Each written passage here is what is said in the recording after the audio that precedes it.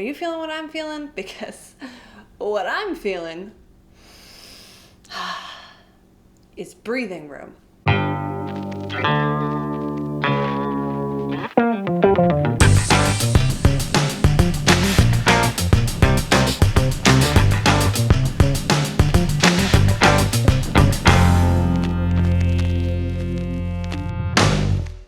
Two may be better than one, but 6? Now that's way better than 2.5. Hey everybody, I'm Tara Wellman. Thanks for checking out Bird Seeds. Now, after stumbling into the All-Star break with the Pirates charging, the Cardinals desperately needed to get off to a quick start in the second half, and that's just what they did, going 5-1 in the first week of play, while the Pirates went just 2-5. Thanks for that, Milwaukee. We decided last week, and by we, I mean I decided and just assumed you agreed that health was the biggest factor for the Cardinals in the second half. After all, getting those injured Redbirds back would be, according to John Mozeliak's logic, just like a big trade. Kinda, sure. The good news started with this guy. We all know the Cardinals lineup is significantly more potent with Matt Holliday anchoring it, but just how much might he impact things while still under strict orders to not run? Well, he doesn't need to run much if he hits the ball over the fence. In the 6 games that he's been back, he's hitting .333 with 5 hits, 2 doubles, a home run that happened to be a grand slam, 4 walks, and 3 runs scored. That'll do, Matty. That'll do. Over that same 6-game stretch, Jason Heyward is hitting .450. Matt Carpenter followed up a 2-hit night with a 2-run home run on Thursday, and both Johnny Peralta and Yadier Molina have hit triples.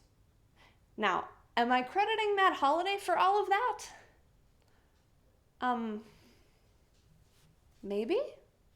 But really, he's kind of picked up right where he left off. So, welcome back, Matt Holliday. We've really missed you. A trio of important pitchers took steps toward their returns this week, too. Marco Gonzalez tossed a pair of rehab outings in Springfield with not so impressive results, but as of yet, no signs of a setback either, so I'll take it. Both Jordan Walden and Jaime Garcia were in action on Thursday, Walden in Springfield, Garcia in Peoria, and both pitched shutouts. Walden's of the single-inning variety, and Garcia's with a little more style. Garcia baffled single-A hitters for 5 innings, starting what would be a 3-pitcher combined no-hitter for the Peoria Chiefs. The only blemish on what would have been a perfect game as well as a perfect outing for Garcia, a single hit by pitch. But I'll take it. I know that a stud major league pitcher should be able to saw right through a low-A lineup, but when Jaime Garcia is good, he is so good. Tim Cooney has been good in his own right, held his own in St. Louis, but Jaime every 5 days is a big step up for a rotation that's already been pretty solid. Post-game, Jaime said he believed he would make his next start in St. Louis on Tuesday, and selfishly, I hope he does, because I will be there. Nonetheless, good news for the Cardinals on the Jaime Garcia front, at least for now. While the Cardinals await the return of Jordan Walden and Matt Belisle, John Mozeliak appears to have decided he was tired of waiting things out. Rumor had it over the last couple of days that the Cardinals had a scout checking out the Marlins' Steve Cishek. The former closer has now officially been traded to the Cardinals for AA right-hander Kyle Barraclough. Now, Cishek's numbers are not phenomenal this year. He's 2-6 with a 4.50 ERA in 32 games, but he is a former closer. He does have late inning experience, and he's been playing for the Marlins. So there are a lot of reasons that those numbers can turn around a little bit. Perhaps he is this season's reclamation project. Can he be this season's Pat Cishek? I don't know, but we're about to find out. Maybe, if nothing else, he can stabilize that bullpen for the time being and give Trevor Rosenthal an inning off now and then. Let's talk Trevor Rosenthal for a minute. Rosie received the most votes of any player voted into the All-Star game by other players. His first half was a primary factor in the team's historic start, but then the arm issues and the fatigue started to creep in.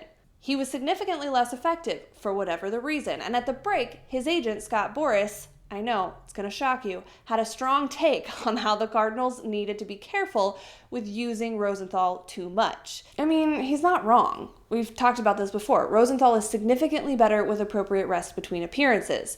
He's pitched in 4 of the 6 games since the All-Star break, earning somewhat precarious saves in all 4, marking his 30th save of the season already, which is great, but the last 3 were back-to-back-to-back. Just for reference, Rosenthal's ERA with just 1 day of rest between appearances is .73 with a 1.216 whip.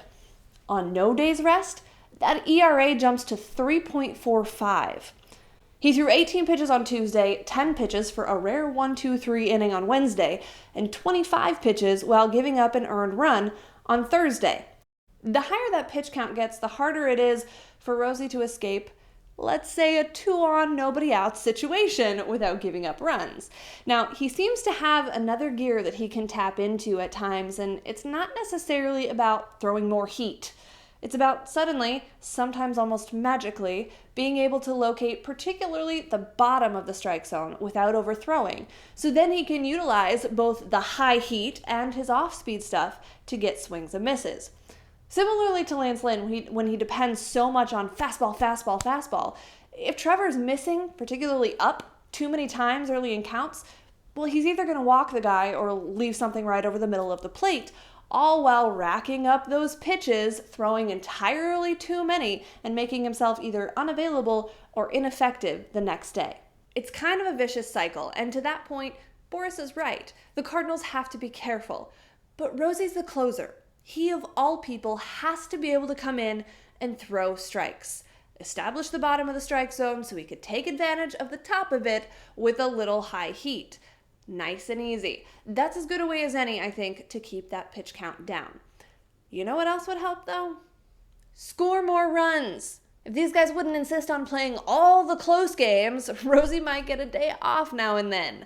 Can we make that happen, guys?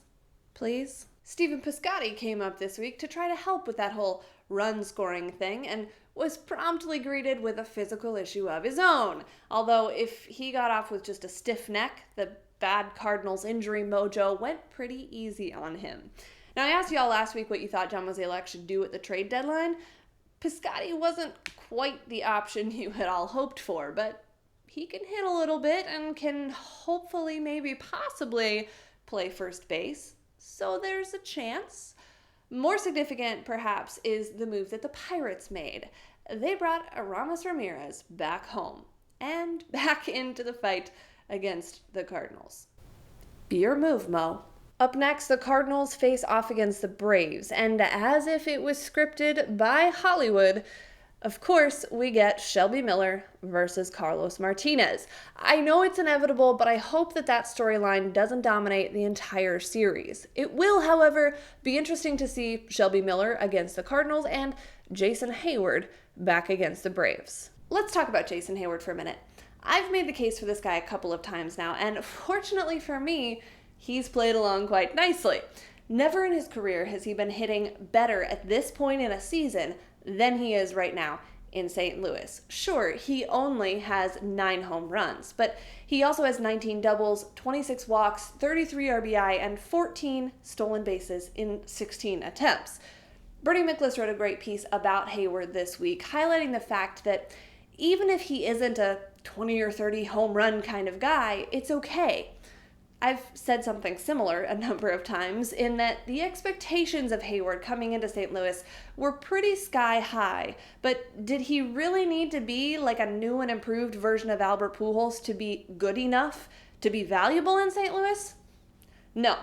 He's smart, he's athletic, he's competitive, he's a stud defensively, he's figured it out at the plate, he's been kind of a revelation on the base paths, although the bar wasn't set particularly high, and from all appearances, he's the kind of clubhouse guy that both Mike Matheny and John Mozeliak adore.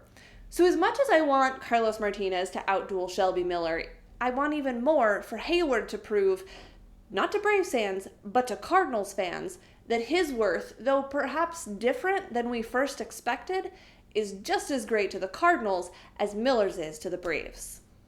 So it's the aforementioned Braves, followed by the Reds, and then the Rockies, all in St. Louis this week. Great opportunity for the Cardinals to take advantage of some not so great teams and that great home field advantage that Busch Stadium is.